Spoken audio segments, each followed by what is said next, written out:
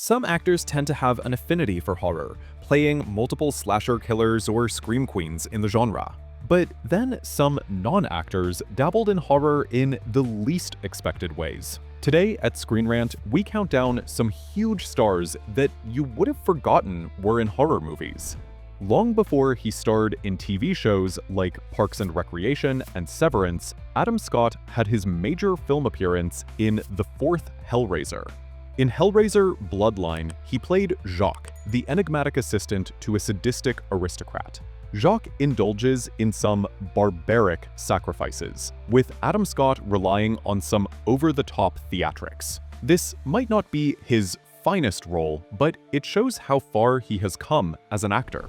The Nightmare on Elm Street franchise has boasted several future stars, mostly notably a young Johnny Depp in the first installment. In the third part, Dream Warriors, a young Patricia Arquette takes on Freddy Krueger as protagonist Kristen Parker. She's a member of the titular Dream Warriors, a group of teens who pick up skills to kill the franchise's classic villain, Freddy. Arquette's character performs some Olympic-level acrobatics in her dreams and has a particularly gruesome encounter with the slasher villain. It's as campy as expected, and Arquette eventually forayed into more serious performances, such as her Oscar-winning turn in Boyhood. Before the Oscar glory of Dallas Buyers Club, Matthew McConaughey was a rom-com star. And before his romantic era, he was a loudmouthed villain in Texas Chainsaw Massacre: The Next Generation. While this isn't a particularly well-liked entry in the franchise, it offers audiences an early look at the talents of McConaughey and Renee Zellweger. But today, the movie is mainly remembered for McConaughey's overdramatic performance as Vilmer Slaughter. What are you gonna do? Shoot me? McConaughey suits the part though, as he captures the villain's menacing energy, complete with loud dialogues and scaringly wide eyes.